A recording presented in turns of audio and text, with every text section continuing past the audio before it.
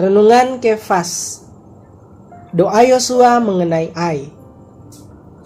Yosua pasal 7 ayat 7 berkata, "Dan berkatalah Yosua, Tuhanku Allah, mengapa engkau menyuruh bangsa ini menyeberangi sungai Yordan, supaya kami diserahkan kepada orang Amori untuk dibinasakan? Lebih baik kalau kami putuskan tadinya untuk tinggal di seberang sungai Yordan itu." Sobat Kefas, orang-orang Israel menyerang kota Ai, tetapi mereka melarikan diri di depan orang-orang Ai. Sebab orang-orang Ai menewaskan kira-kira 36 orang dari mereka.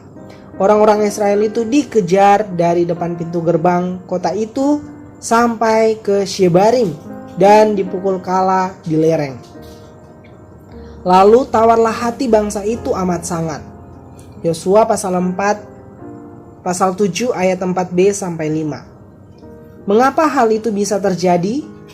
Bangsa Israel baru saja mengalami kemenangan besar atas Yeriko.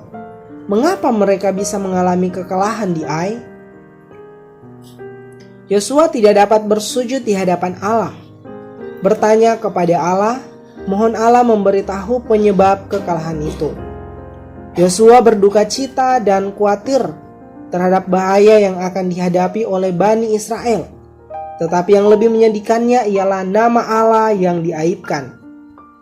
Ia bertanya, "Dan apakah yang akan kau lakukan untuk memulihkan namamu yang besar itu?" Inilah kunci doanya. Dia menjunjung tinggi nama Allah. Perhatiannya tertuju pada apa yang akan diperbuat Allah untuk namanya sendiri. Sampai di sini Allah menjawab pertanyaan Yosua. Dia berfirman, "Orang Israel telah berbuat dosa. Sebab itu orang Israel tidak dapat bertahan menghadapi musuhnya. Aku tidak akan menyertai kamu lagi jika barang-barang yang dikhususkan itu tidak kamu punahkan dari tengah-tengahmu." Yosua pasal 7 ayat 11-12. Sobat Kefas, Allah memperhatikan namanya sendiri dan tidak dapat bertoleransi terhadap adanya dosa di tengah-tengah umatnya.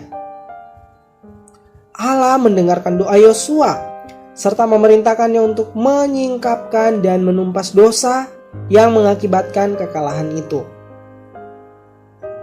Setelah Yosua mengetahui dengan jelas penyebabnya, esok paginya bangunlah ia pagi-pagi untuk membereskan masalah itu.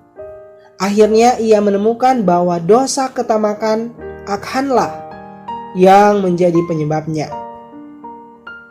Setelah seluruh bangsa Israel membereskan dosa itu, barulah kekalahan mereka berubah menjadi kemenangan. Bertoleransi terhadap dosa, menyembunyikan dosa, hanya akan membuat nama Allah dipermalukan, dan itu memberi peluang kepada iblis untuk menyerang umat Allah. Sobat Kefas yang terkasih, doa yang tepat pada sasaran itu membuat Allah harus menjawabnya. Setelah Yosua jelas terhadap penyebab kekalahan itu, menemukan dan menanggulangi dosa itu, nama Allah yang telah diaibkan kembali dipermuliakan. Puji Tuhan. Terang hari ini, apakah dosa bangsa Israel sehingga mereka mengalami kekalahan? Apakah kunci doa Yosua saat berdoa kepada Allah?